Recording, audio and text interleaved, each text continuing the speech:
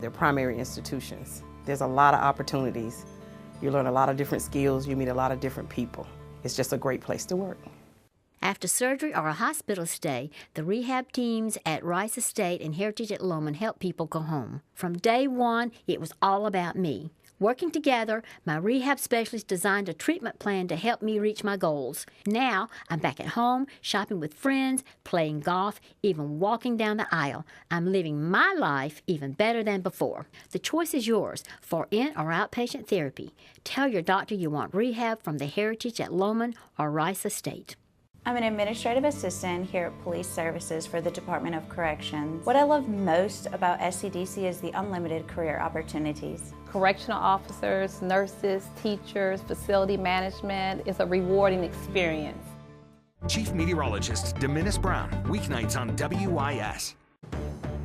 Right now at 6, rain around the Midlands has slowed down, but it's still windy and cold out there. It's part of a system that has dumped snow in other parts of the Carolinas. We have a team of meteorologists tracking what you can expect here heading into the night hours. Your news at 6 starts now. Live, local, now. This is WIS News 10.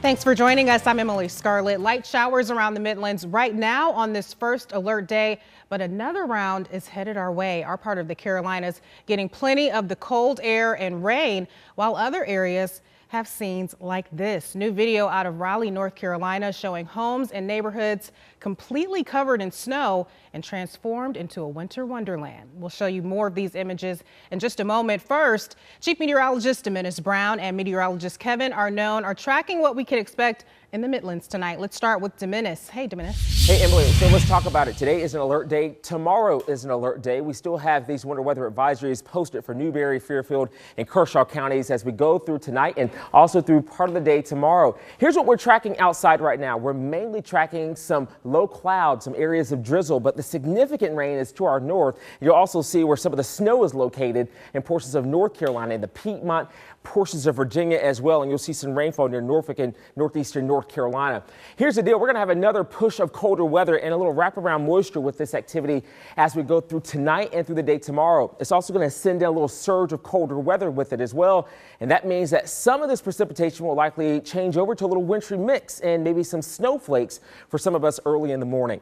Look at the clock at the top of the screen on Futurecast. We'll take you out for the next several hours. Again, some clouds out there, so a few more showers starting to trickle in sometime as we approach the midnight hour, and thereafter you'll start seeing some of these blue and pink colors in there. That's indicating more of some sleet and maybe even some snowflakes mixed in with a little wet weather and rain there as we head towards 4 o'clock in the morning, also near 5 o'clock. And these counties here, maybe near Newberry, Fairfield, maybe even portions of Saluda County, according to this model, might have some of that activity moving through. We're not talking about a lot of weather in the form of any accumulations on any roads there, but mainly be on some grassy and elevated surfaces that we could actually see some of this accumulating there. Some of it might try to travel into portions of northeast Columbia, maybe around 6, 7 o'clock in the morning. You'll also see areas here in Newberry, Fairfield County still seeing that opportunity for some of that wet weather.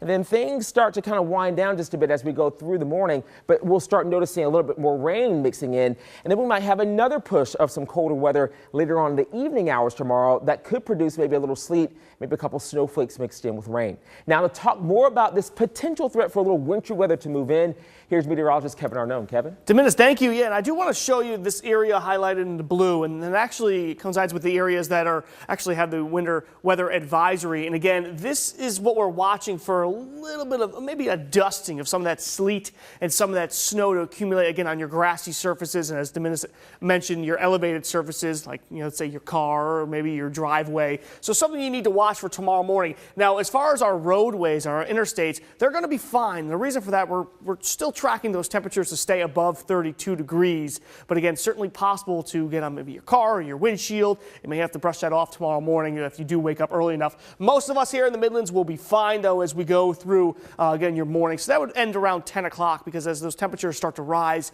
tomorrow afternoon, we will eventually see those temperatures getting into really the mid to upper 30s tomorrow. Still some wind that will make it feel a little bit on the colder side. Now, I do want to show you what's going on here with minutes. Can you hit the graphic? For some reason, I think my computer froze. 1 second, we're going to get it for you. But again, temperatures right now are on the colder side. We're talking about the temperatures in the 30s. Do you want to show you what we're expecting for rainfall over the next, let's say, 24 hours or so? And notice what a difference. All that heavy rain we had today, all the heavy rain we had yesterday, now off to our north and to the east. Really only expecting about 1/4 of an inch of rain over the next 24 hours or so. So certainly will not be as heavy as what we've seen the past 24 hours. Those winds will start to relax too as we do go through really overnight tonight into tomorrow. They already dropped the lake wind advisory. Still could see some gusts anywhere between about 15 and 25 miles per hour or so. And that wind still coming from a northerly direction will make those temperatures feel about 10 degrees colder than what your thermometer is reading. So just keep that in mind. And you can see what we're seeing for wind gusts right now. Newberry about 16 miles per hour, Camden about 18 miles per hour, and Manning about 16. And as we go through the night tonight, still forecast to see winds anywhere between about 15, 25 miles per hour. But certainly by tomorrow morning, we're looking at winds anywhere between about 10 to 15 miles per hour. So there's some good news for us. And you can see by tomorrow evening, winds start to calm down and we're looking much better. Still have to talk about some ice possible on some of your roadways Tuesday morning with some colder temperatures. Of course, we'll have that coming up in the First Alert 7-day forecast. Emily? Kevin Dominguez, thanks for that. Newberry County has already announced that schools and offices will operate on a 2-hour delay. Officials say this is because road conditions could be hazardous. Buses will run 2 hours later than normal. 3- and 4-year-old kindergarten classes that meet only in the mornings will not be held. Right now, several American Airlines flights have been canceled because of this winter storm affecting the southeast. That includes some arrivals and departures from Columbia Metropolitan Airport. American Airlines says 1,100 flights scheduled for Sunday have been canceled, as well as 320 flights scheduled for Monday. And here's a live look over Charlotte, where the American Airlines hub is located. As you can see here in this live picture, they're dealing with some snow there as drivers try to maneuver through some icy roadways. And this huge winter storm has brought much of the southeast to a standstill. Snow, ice, and freezing rain have blanketed the region. The storm has knocked out power to thousands of customers as well. 3 people here in South Carolina died of carbon monoxide poisoning. Authorities say that's storm related as well. NBC's Dan Shinneman has the latest. In the southeast, the weather outside is frightful. Around here we get some snow every year, but this is a big one. Winter Storm Diego dumping a dangerous blend of snow, ice, and freezing rain all over the region. Travel is tricky. Well, we got gas and I slid into something and a little fender, but God willing we get it out. Everyone in the storm's path has been warned, stay put. Roads ain't plowed on the secondary road. We're going to be stuck at home. The Carolinas have been slammed with ice and snow. North Carolina's governor has declared an emergency. Already some areas have seen more than 1 foot of snow and sleet. And we still have hours and inches of snow and ice yet to come in many places. While there is heavy snowfall in the mountains of western North Carolina, in Charlotte, roads are closed, trees and power poles are down. Charlotte's airport is open, but flights have been canceled or delayed.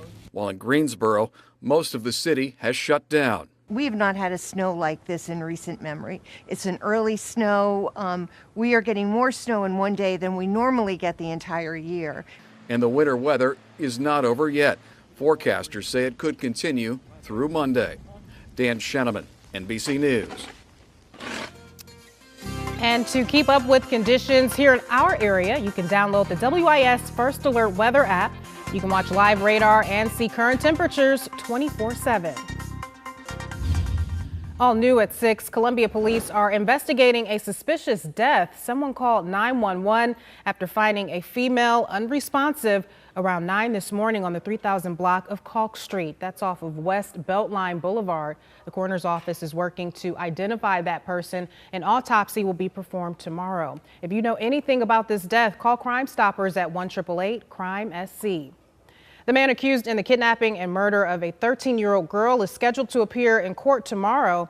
34-year-old Michael Ray McClellan faces murder, kidnapping, rape, and other charges. Authorities say Hania Aguilar was forced into a family member's SUV and kidnapped from her driveway in Lumberton on November 5th. Her body was found in a body of water just weeks later. McClellan was already in custody at the time of his arrest on unrelated charges. In Columbia, a different type of graduation happening today as doggy graduates of PALS received their diplomas to officially make them Palmetto Animal Assisted Service dogs. Our Miranda Parnell was at that ceremony today and brings us more on why that organization is so important. Miranda? That's right, Emily. Things wrapped up here not too long ago, and I have to say, probably the cutest graduation I have ever been to.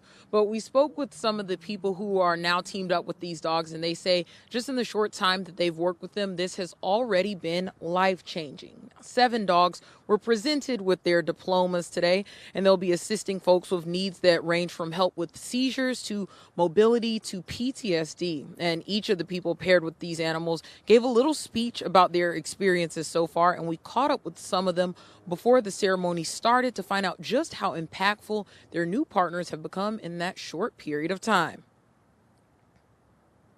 They're not just a dog that you pet. They understand trauma and know when to respond and react. And Flossie in particular knows what pressure points she can push on your legs to literally help bring down your blood pressure. And again, they are still getting to know those service dogs. Some of them have only been paired up for just a few weeks, but again, they have all expressed just how impactful these dogs have been in their lives. And later tonight, we'll hear more from them about the big changes that they've made. In Columbia, Miranda Parnell, WIS News 10. Adorable. Thanks for that, Miranda. Today's event marked the 10th annual PALS Dog Team graduation. They already have another group of dogs currently going through that training. A warning for you this holiday season as you bake and prepare different treats. Why health officials say you should not eat raw cookie dough. All right, we have to watch for a little bit of rain, a little bit of sleet, and yes, some wet snowflakes early tomorrow morning. We're going to time it all out for you, break it all down, coming up with that Futurecast on the other side of the break.